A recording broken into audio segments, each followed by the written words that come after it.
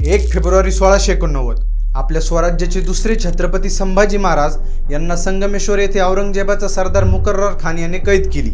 आपल्याच काही लोकांनी फितुरी केल्यामुळे हा स्वराज्याचा छावा मोगलांच्या तावडीत सापडला होता। संभाजी राजांना कैद करून बहादूर गडावर नेण्यात आलं। औरंगजेबाने त्यांच्यावर तब्बल 40 दिवस अनवहित अत्याचार करून त्यांना 11 मार्च 1689 रोजी वडू बुद्रुक तुळापूर येथे ठार मारलं। वयाच्या अवघ्या 32व्या वर्षी संभाजी महाराजांची हत्या झाली। संभाजी महाराजांची हत्या केल्यानंतर आधीच अनेक वर्षे स्वराज्यावर टपून बसलेल्या औरंगजेबाला संपूर्ण स्वराज्य जिंकण्याची आणि नष्ट करण्याची ओढ लागली। त्याने त्याचा सरदार जुल्फिकार खानला 5 लाख सैन्यानिशी रायगड जिंकायला पाठवून दिलं। जुल्फिकार खानने रायगडाला वेढा दिला। मराठ्यांची राजधानी रायगड संकटात सापडली। त्यावेळी गडावर महाराणी येसूबाई, संभाजीराजांचे पुत्र शाहूराजे व राजाराम महाराज गडावर अडकले होते। आता शिवरायांचा सगळा वंशच संपून टाकायचा असं जुल्फिकार खानने ठरवलं होतं। मग स्वराज्याच्या राजाची मोगलांनी केलेली हत्या, स्वराज्यावर चारी बाजून चालून आलेलं संकट, संभाजी महाराजांच्या हत्येमुळे आधीच दुःखात आणि नैराश्यात असलेली रयत, या सगळ्या परिस्थितीतून कशा पद्धतीने आपलं स्वराज्य टिकलं, कुणी टिकवलं, संभाजी महाराजांच्या हत्येनंतर मराठेशाहीचं काय झालं, या सगळ्या गोष्टी पाहूयात या व्हिडिओमध्ये। व्हिडिओला सुरुवात करण्याआधी लाईक, शेअर आणि चॅनलला सबस्क्राईब नक्की करा। लाईक केल्याने काही होणार नाहीये, फक्त हा व्हिडिओ जास्तीत जास्त लोकांपर्यंत पोहोचवण्यासाठी यूट्यूबच्या अल्गोरिदमला थोड्याशा सूचना जातील, बाकी काहीच नाही। युगपुरुष छत्रपती शिवाजी महाराजांनी 18 पगड जातींचे मावळे एकत्र करून गोरगरीब जनतेला जुलमी अन्यायापासून वाचवण्यासाठी स्वराज्य स्थापन केलं। वयाच्या फक्त 16व्या वर्षी तोरणा किल्ला जिंकून महाराजांनी स्वराज्याचं तोरण बांधलं। अवघ्या 50 वर्षाच्या आयुष्यात त्यांनी स्वराज्याची ख्याती दूरवर पसरली।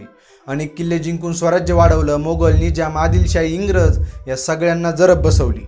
पण रयतेचं हे सुखाचं राज्य चालू असताना छत्रपती शिवाजी महाराजांचं 3 एप्रिल 1680 साली रायगडावर निधन झालं। महाराजांच्या मृत्यूनंतर राजदरबारी काम करणारे काही जाणत्या मंडळींनी महाराणी सोयराबाई यांना हाताशी धरून संभाजी महाराजांना कैद करून राजारामाचा राज्याभिषेक करून स्वराज्याचा नवीन पट मांडायचा प्रयत्न केला।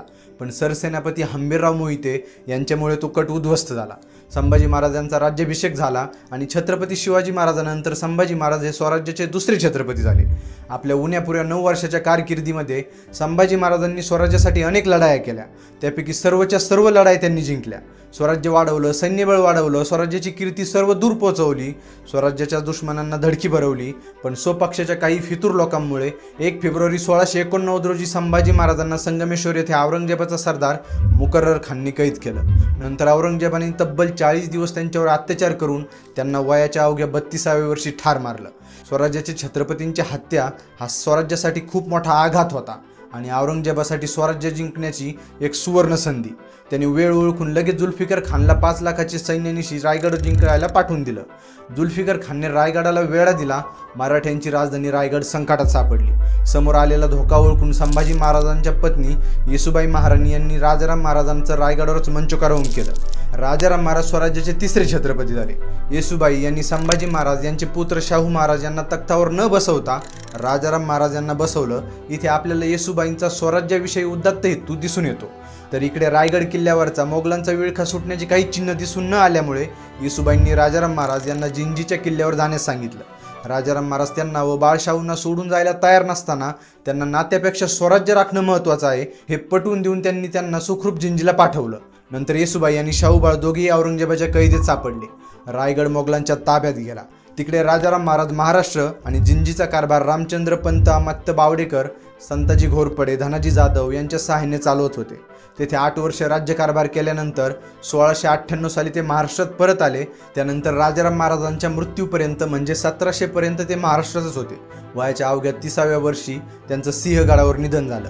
राजाराम महाराज यांच्या निधनानंतर त्यांची पत्नी ताराराणी या हंबीरराव मोहिते यांच्या कन्या होत्या। त्यांना इतिहासात महाराणी ताराबाई असं सुद्धा म्हटलं जातं। इकडे स्वराज्याचे राजे महाराण्या बदलत होत्या, पण औरंगजेबाला काहीच हातात लागत नव्हतं।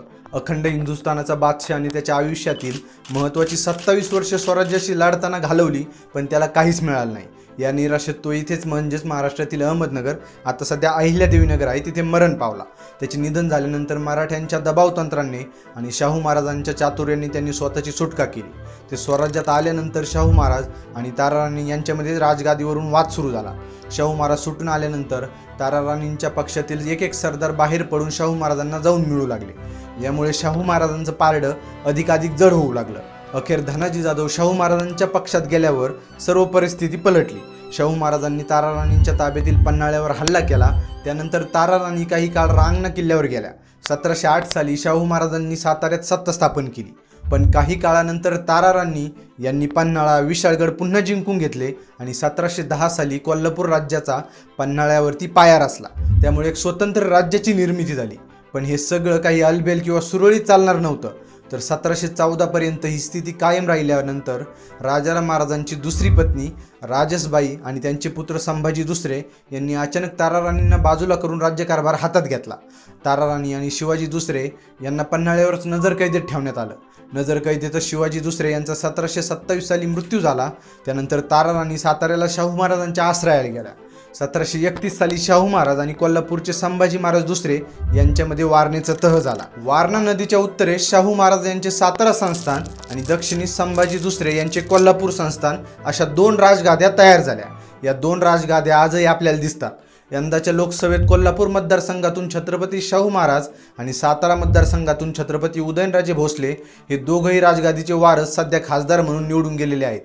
आता या राजगाद्या तयार झाल्यानंतर कोल्हापूरचे शाहू छत्रपती महाराजांनी 1713 मध्ये बाळाजी विश्वनाथ भट यांना प्रथम पेशवेपद दिले आणि पुढे हे पद वंश परंपरेने चालत गेले आणि इथूनच पेशवाई सुरू झाली. पुढे 1818 पर्यंत त्याच बाळाजी विश्वनाथ भट यांच्या घरातले 7 पेशवे झाले आणि प्रत्येकांनी राजसेवा सर्वोच्च मानून नेहमी काम केलं. कुणी सत्तेवर डोळा ठेवण्याचा प्रयत्न सुद्धा केला नाही. हा प्रयत्न पहिल्यांदा झाला तो बाजीराव पेशवा यांच्या कार्यकाळात. 20 वर्षाच्या बाजीरावने आपल्या युद्ध कौशल्याने शाहू महाराजांना एकदम प्रभावित केलं होतं. बाजीराव पेशवे यांनी संपूर्ण राज्याची धुरावी एकदम व्यवस्थितपणे सांभाळल्यामुळे शाहू महाराजांनी सत्तेतून लक्ष कमी केलं.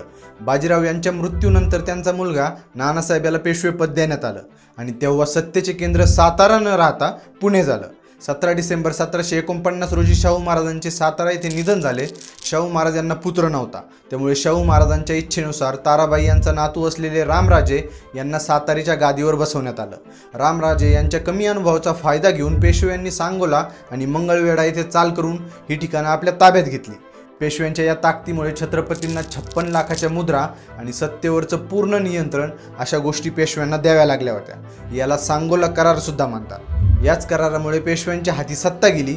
छत्रपती नामधारी बनले आणि पेशवाई सुरू झाली. पेशवे सत्ताधारी झाले. पहिला बाजीराव 1720 ते 1740 काळात राहिला. हा एवढा ताकदवान व शूर पेशवा होता. त्याच्याच काळात मराठे संपूर्ण भारतीय उपखंडात अटक ते पार अफगाणिस्तानातील कटकपर्यंत वर्चस्व गाजवत होते. पुढे पेशवे रघुनाथराव यांना पेशवेपद दिले जात नाहीये म्हणून त्यांनी इंग्रजांबरोबर मैत्री केली आणि त्यामुळे पेशव्यांची ताकद खूप मोठ्या प्रमाणावर कमी झाली.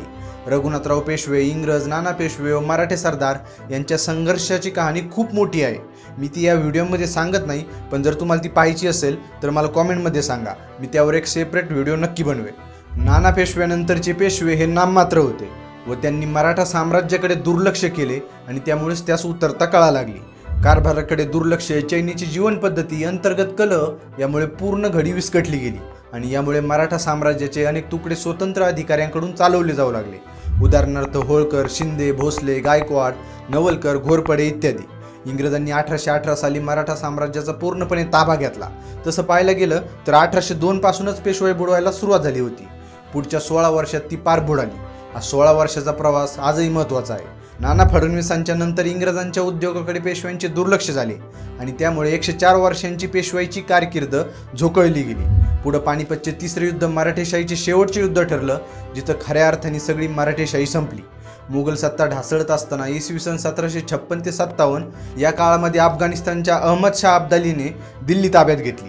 पेशव्यांनी आपले सैन्य अफगाणांचा सामना करण्यासाठी पाठवले.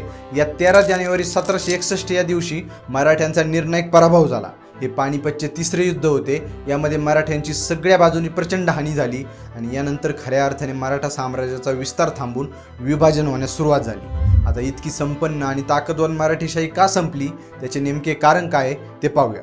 पहिलं तर प्रबळ मध्यवर्ती सत्तेचा अभाव, स्वतंत्र जहागिरी आणि सरंजामाची मराठा सरदारांमध्ये असलेली हाव, देशाभिमान, शिस्तबद्ध कवायती सैन्य आणि आधुनिक तोफा, बंदुका या सगळ्यांचा अभाव ही मराठीशाही अस्त होण्यामागची काही प्रमुख कारणे दिसून येतात. आपापसातील दुफळी हा मराठ्यांचा स्थायी भाव होता. समान शत्रू विरुद्ध ते वाद विसरून एकत्र येतात, पण संकटे नाहीशी झाले की पुन्हा आपल्या स्वभावाला अनुसरून भांडायला सुरुवात करतात आणि हे इतिहासाची पाने स्पष्टपणे सांगतात. या स्वभावाने ऐनवैभवाच्या काळात विनाशाची बीजे पेरली गेली. छत्रपतींच्या गादीच्या वाटण्या आणि सत्ता संघर्ष झाला, यामुळे पेशव्या पदाला जास्त मान मिळाला आणि पेशवा पुढे आला. शाहू महाराजांच्या पश्चात पेशवे मराठा राज्याचे कर्तेधर्ते झाले आणि बाजीरावानंतर एकही पेशवा पराक्रमी किंवा कर्तबगार निपजला नाही. सत्तेचा अहंकार चढला, तसेच पेशव्यांच्या धोरणातील चुका सुद्धा यासाठी कारणीभूत ठरल्या. पेशव्यांनी दुर्बल दक्षिण सोडून उत्तरेस मोहिमा काढल्या आणि हिंदुत्व मिळावा व एकजूट होण्याचा आणि करण्याचा मंत्र ते विसरले.